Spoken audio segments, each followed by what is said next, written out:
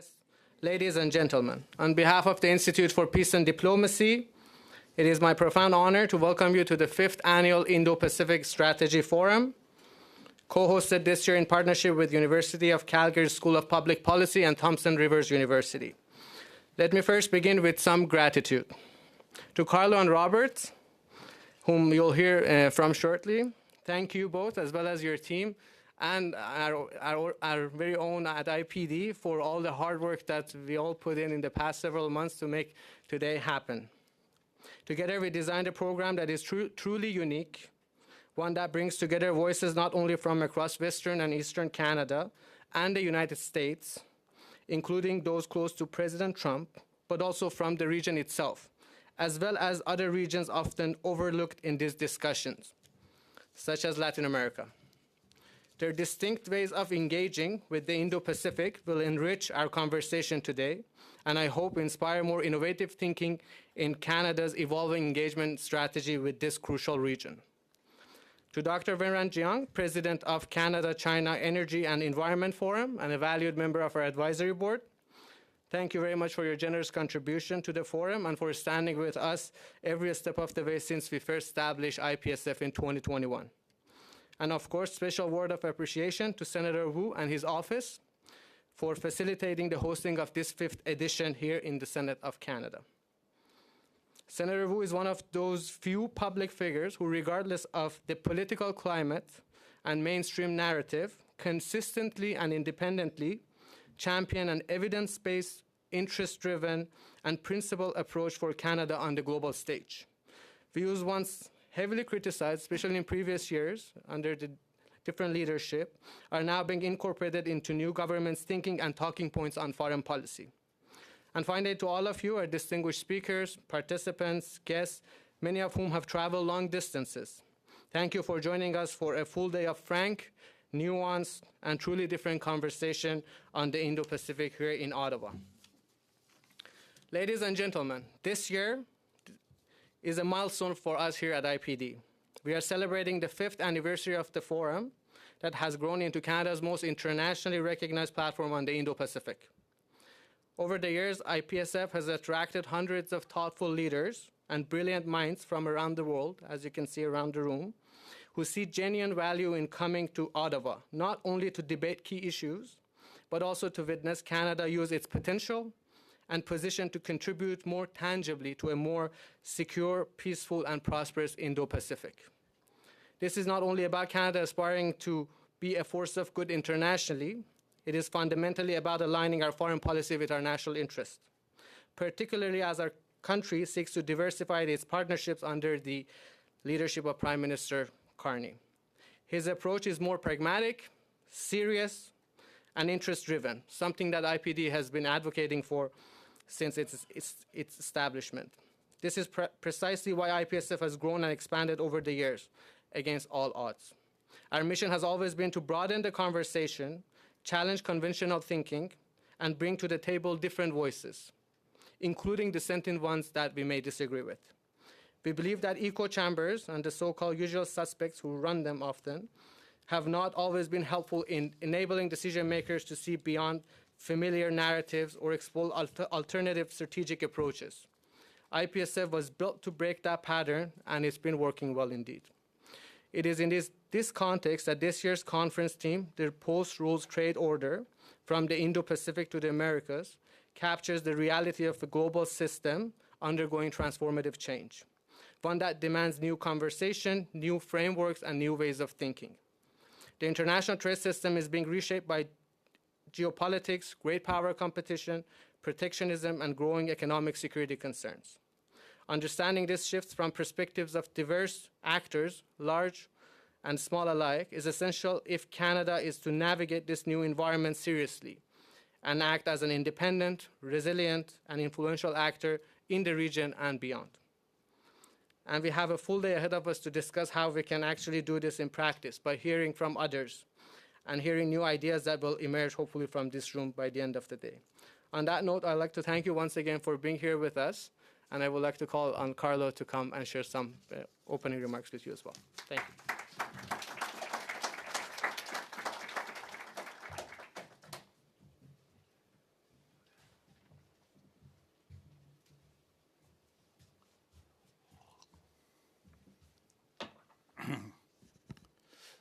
Good morning, everyone.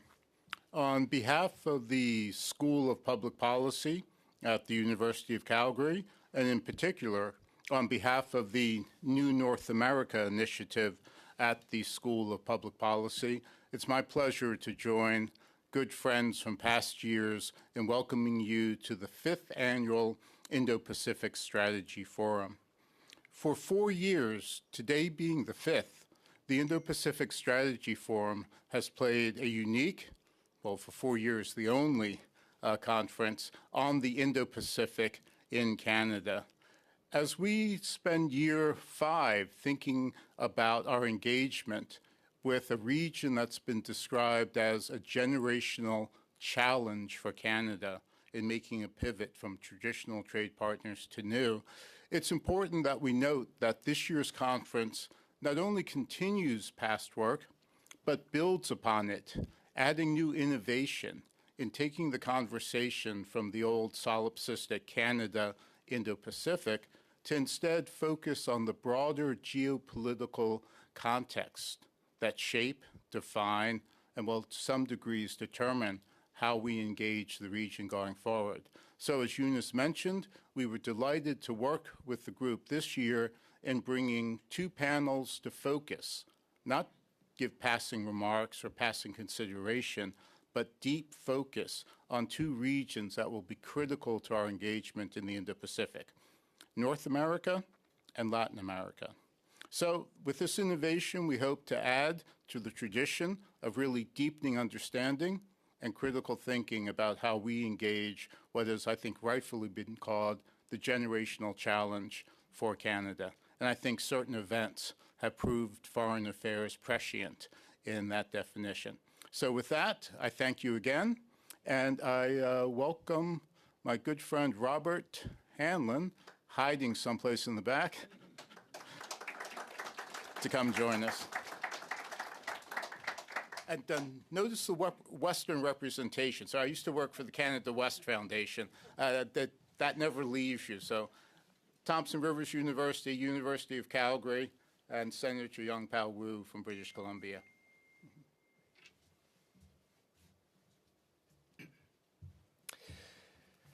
Thank you very much, and good morning.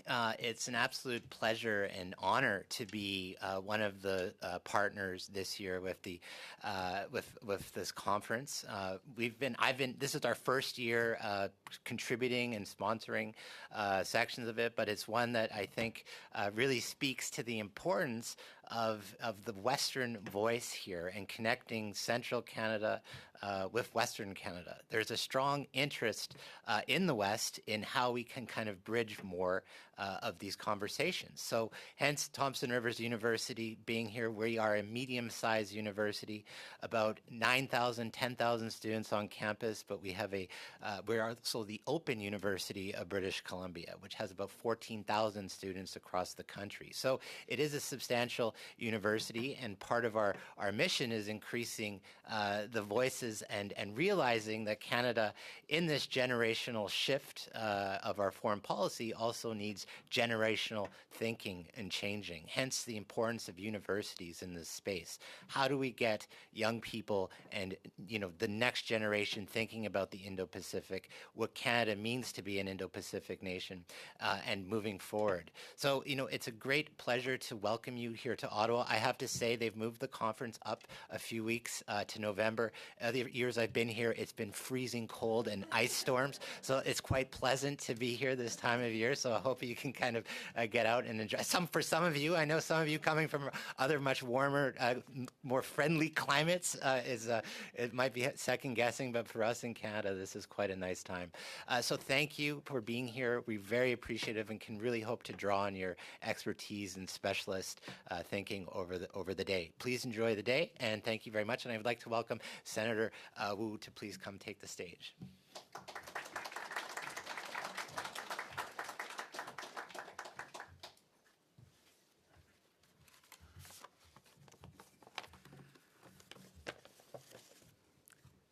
Excellencies, distinguished participants, friends, colleagues, Younes, Carlo, Robert, good morning. Welcome to the dungeons at of the Senate at 1 Wellington Street. Let me express a special welcome to those of you who have come from afar to an Ottawa that is, as Robert says, not as chilly as it can be. Really glad to have you here. I want to congratulate the Institute for Peace and Diplomacy for putting on the 5th Annual Indo-Pacific Strategy Forum in partnership with the University of Calgary's School of Public Policy and Thompson Rivers University. And I want to give a shout out also to Jiang Wenran for his special support for this event. I'm very pleased to host this year's forum, which is taking place at a key moment in Canadian international policy, when we are rethinking our place in the world and figuring out how to navigate unfamiliar waters in sometimes stormy seas. Today's forum is also timely because it is an opportunity to provide input on the review of Canada's Indo-Pacific strategy, which is only 3 years old, but already showing signs of misdirection and obsolescence. On your way to this room, you will have walked the long corridor that looks out onto the historic Rideau Canal locks, an engineering marvel of the 19th century that provided an alternative route from Montreal to the Great Lakes via the Ottawa and Rideau rivers. It was, you might say, Canada's first freedom of navigation operation. The original motivation for the canal was the threat of American hostility along the St. Lawrence River between Montreal and Kingston. That waterway was vital for the transportation of goods and people to and from the Great Lakes, but it was easily cut off because much of the southern shore of the river was under American control. The need to deal with this vulnerability of the water link became apparent when tensions between Great Britain and the United States led to war in 1812.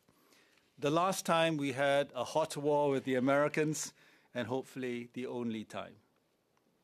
Freedom of navigation is, of course, one of the signature purposes of Canada's Indo-Pacific strategy. In the same way that the original military motivation for the Rideau Canal was abandoned shortly after the 1812 war, I think we are in a moment where we should also review some of the original motivations for the IPS, such as freedom of navigation operations. You could also think about the IPS review as adjusting the locks of the canal and changing the water level to facilitate Canada's navigation of the Indo-Pacific, given the new circumstances that we are in. Without further torturing my analogy, let me get to the meat of my opening remarks, which are intended to put 3 issues on the agenda for this forum to consider. I don't have time to go into detail, but I'm raising these points in the hope that you will be able to pick up on some of them in the course of your discussion.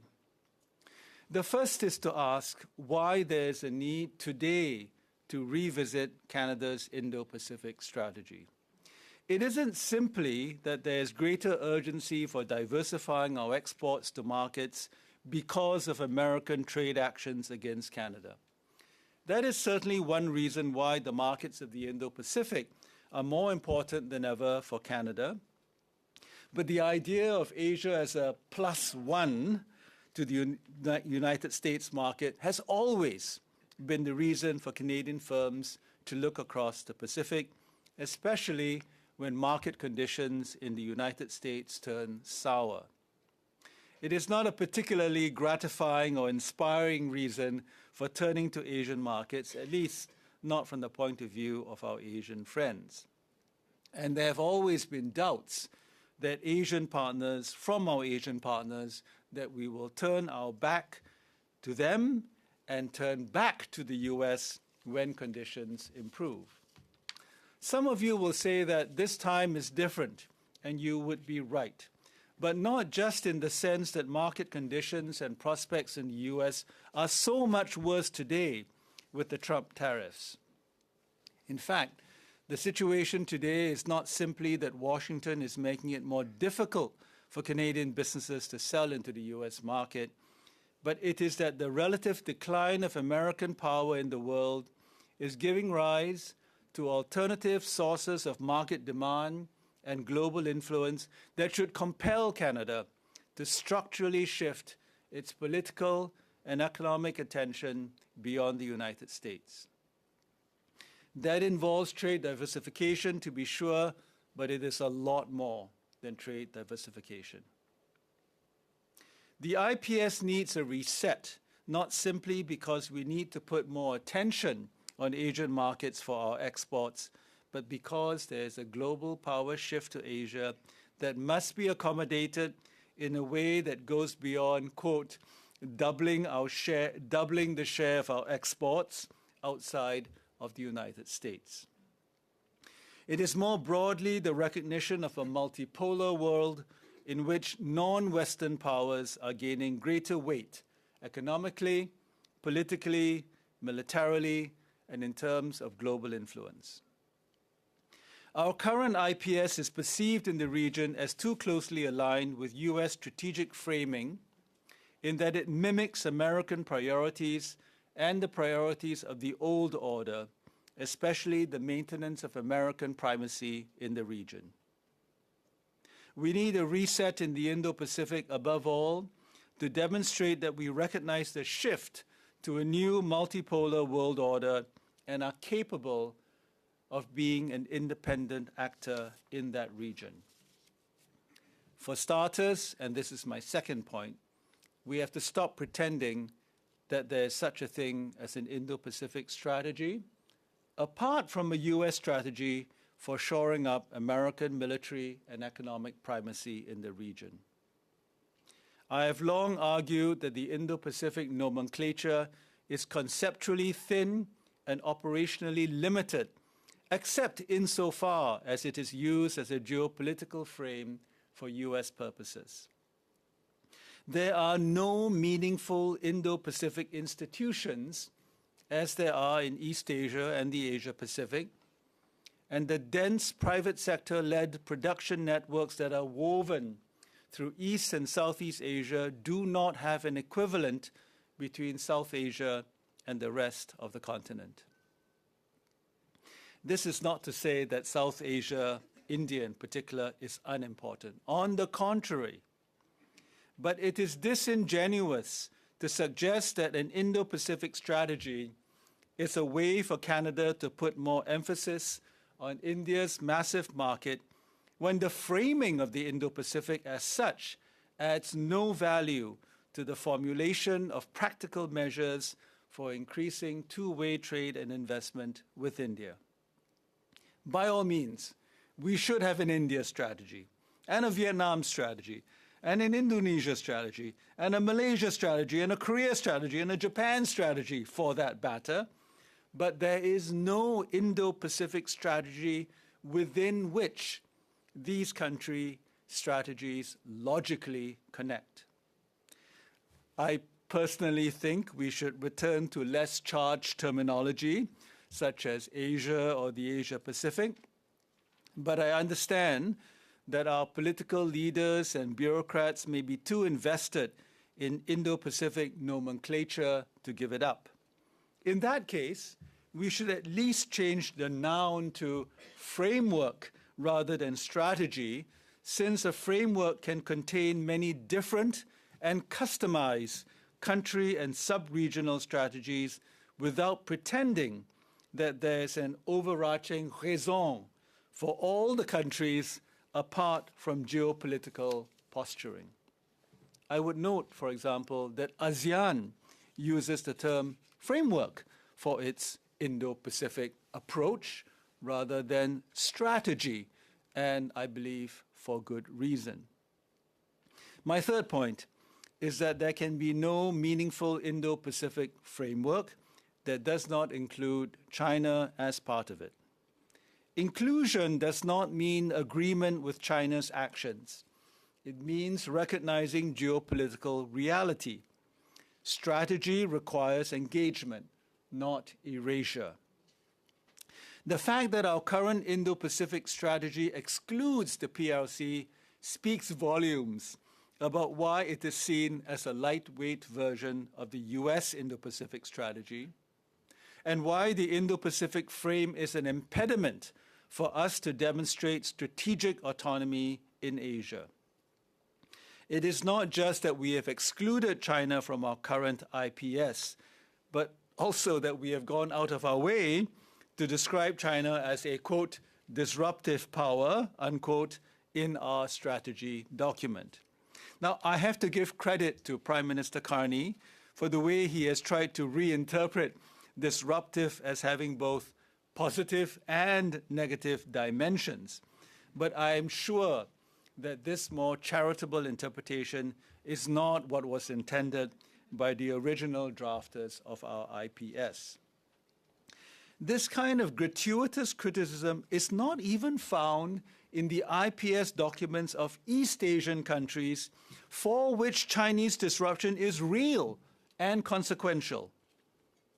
That Canada would feel the need to include this phrase in its IPS says a lot about US influence on Canadian strategic thinking. Insofar as disruption to the Canadian economy in the current context is concerned, it should be obvious that the threat is much closer to home, but to say as much in a public document would surely be counterproductive.